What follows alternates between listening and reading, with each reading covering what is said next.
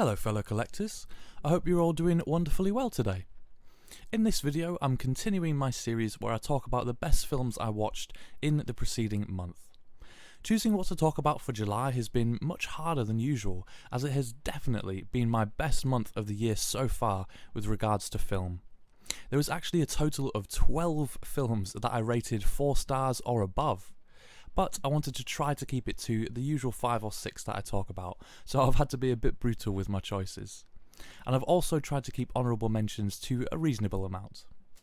Now, I picked up a few streaming services for July, and so the vast majority of my picks actually are from streaming, but hopefully their physical editions will make their way into my collection before too long. So, without any further rambling, here are the best films I watched in July. First up is Thelma and Louise, a true classic, and one that for some reason or another I've just never been able to get through before. I think I've tried on 3 separate occasions to watch this one, and I just ended up becoming disinterested or distracted and just turning it off. However, after yet another recent recommendation to watch it, I saw it was on iPlayer and I thought, this time I'm going to watch it till the end no matter what, and my goodness, I'm so glad that I did. Maybe I was just in the mood for this sort of film this time, but I had no problem in getting through it at all. I thought it was excellent.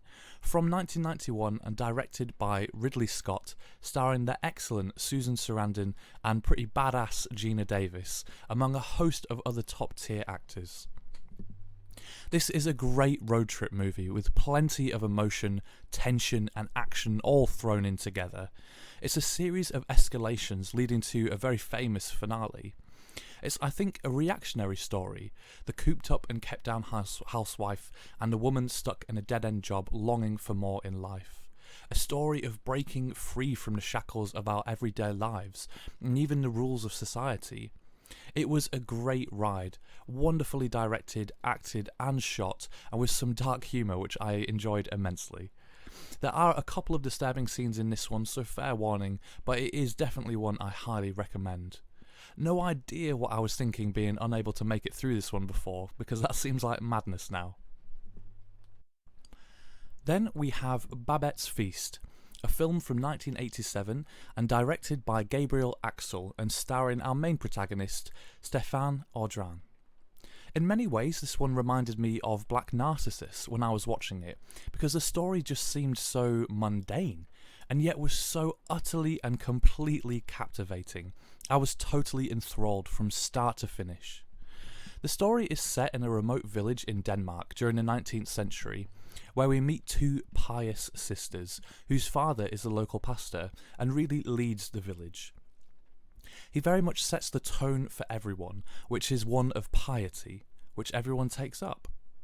Skip ahead a few decades, and a French woman, Babette, fleeing revolution and violence in France, has been sent to this village, specifically to these sisters, following a recommendation from an old acquaintance of theirs. So Babette turns up with the hopes to be their servant and find some peace and safety. After these decades, piety is still the tone of the village. However, as you might expect from an old and small community, gossip can be rife, old scores sow division, and grudges are kept and can raise their heads. Our pious sisters do their best to be good Christians, but it's not easy always to lead others. Thrown into this mix is Babette. There is so much I could say about this one, but I don't want to spoil it for anyone who might not have seen it. There are so many threads woven wonderfully through this gorgeously shot and captivating work. It's got a really wonderful tone and atmosphere, bolstered by some top tier acting and casting as well, as we see both young and old versions of people. It's easy to see why this won an Oscar for Best Foreign Language Film, and apparently the first Danish film to do so. I'd also like to say that as a Christian myself, I found a lot of value in this one, as it challenges certain thinking, or perhaps certain values that we can hold, that while on the outside might seem good for us, but might not always be what we need. I'd say out of all the films I watched in July, this was by and away my favourite. There is a great Criterion release of this one if anyone is interested, which I hope to get my hands on at some point. But if you're in the UK and don't want to shell out to import it, Curzon Artificial Eye have released it for us over here.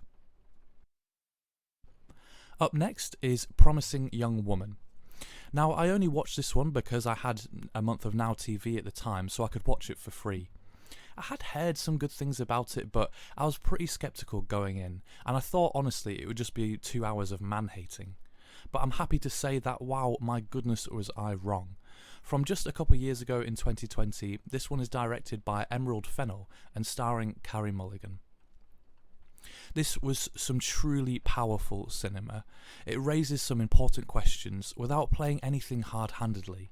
I'd describe it as masterful, thoughtful, heartbreaking and painful, truly an expertly crafted film. All I'll say about the story is that it follows a young woman who is haunted by abuse that happened to her best friend while they were at university, and it's shaped her life ever since. Throughout this one, I kept waiting for the horrible film stuff, in quotation marks, to take over, i.e. it goes over the top in some fashion, so whether there would be, rampant murder, serial killings, gore, some mutilation perhaps, but this film never gives in to Hollywood indulgence. It keeps its realism and poignancy and stark honest truths. It postulates the questions of consent, right and wrong, the aftermath of sexual abuse, and what I think particularly is a US fraternity-style culture, but yet I think much is applicable all over the world and in all cultures. It's a film that I felt showed me more clearly how women can feel in many different situations, and I certainly hope my understanding and empathy is all the better for having watched it. I know some people aren't huge fans of her, but I thought Carey Mulligan was excellent here and really played her role perfectly. It was moving and sobering, and somewhat of an unpleasant mirror to parts of our society. Up next, and we have Vagabond, an Agnes Varda film, from 1985 and starring Sandrine Bonnaire.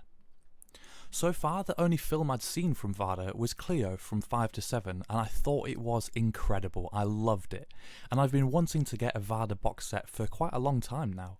But neither the big Criterion set nor the smaller Curzon set have really dropped to a price where I'm willing to pay for it, and so again I ended up watching this one on streaming, in particular on the Curzon service. I'm delighted to say that it was another triumph from Agnes Varda and features a fantastic performance by Sandrine Bonnaire. We follow, as the title might suggest, a vagrant, a vagabond, as she travels around France, surviving and meeting various people. The film blends in some documentary-style techniques, and so adding to the realism of what you're watching. This young lady has rejected society after having given it a go, and decided that her freedom is more important than security in a home or a job. Not necessarily even a particularly likeable character at times, surprisingly it's difficult not to empathise with her as she lives off the kindness of others, as she takes advantage of others, as sometimes she gets taken advantage of, and tries to make her way in the world. It's a moving story that leaves you with questions rather than answers, and perhaps serves to encourage us to think about others more deeply. And another film that really fuels my passion for French cinema. Then we have Detachment, which is something of a rewatch for me. When I put it on, I had no memory of having seen it before, but when it started I then did recognise a good chunk of it. So I'm not sure if I did probably watch it before, or maybe didn't quite make it to the end of this one for some reason possibly. But in any case, whether this was a proper rewatch or not, it certainly deserves a place on my list. I'm a big fan of Adrian Brody, which is the whole reason why I watched it. Despite thinking that The Pianist is very overrated, I think he himself is a great actor that has a singular sort of vibe that he brings to his roles and to the screen. Here he really carries the film on his shoulders and gives a captivating performance as a substitute teacher who takes over a class for a month. A man who can possibly best be described as having and living in a malaise, or perhaps true apathy. His life has brought him to a place, as he says in the film, where he's empty and you can't hurt him. It's a story of his impact on the lives of students and teachers, 3 female characters in particular, and also a story of their impact on him. It's quiet, reserved, while being full to the brim of emotion. Not being a teacher, I don't pretend to know the state of our schools here very well, but I imagine it's not a million miles away from how Detachment portrays a particular type of American school. Stuck between budget cuts, poor teacher mental health, misbehaving children, and a lack of support from superiors, it's a bleak portrayal that I would guess has significant truth to it. Thrown into that bleakness is Brody's character, who in many ways reflects the bleakness in his character. Deep-seated, however, is a desire to help, to do good, to make a change in these kids' lives for the better. And intermixed with it all is anger and aggression, sadness and numbness. Together with that desire for change, the passion for learning and teaching, and dare I say it, hope. The film has a very indie vibe to it, which I thoroughly enjoyed, and it's certainly one that sticks with you after you've seen it. And last but not least, we have The Ghost and Mrs Muir, which was a rare DVD pickup for me near the end of last year, because the Blu-ray was outrageously expensive and I wasn't actually able to find any UK release of it. Well, I finally got round to watching it 7/8 months later, and it was a real delight. From 1947, and directed by Joseph L. Mankiewicz, starring the wonderful Gene Tierney and Rex Harrison. The story follows a widow who decides to leave her in-laws' house and move to the seaside. She ends up settling in a house, the former owner of which was a sea captain, played by Rex Harrison, sadly now deceased, but just because he's deceased, that doesn't mean he's gone. And he has a thing or two to say about someone moving into his house. Well, I thoroughly enjoyed this one. Tierney and Harrison have excellent chemistry, and there is a lot of humour to enjoy here. Romantic, funny and spooky, it's a wonderful mixture of a film that I highly recommend, especially if you've had a bad day. This one might well cheer you up. And as promised, though I could have added many more, just a few honourable mentions this month from me. The first being Invasion of the Body Snatchers, the one from 1956. Next, The Piano Teacher from Michael Haneke, which has been haunting my thoughts since I watched it. And lastly, Last Night in Soho, which is also another one not easily forgotten. Well, if you made it this far in the video, thank you so much for watching. I hope your July was a wonderful month in film, and I hope your August is going excellently as well. I'll see you in the next video.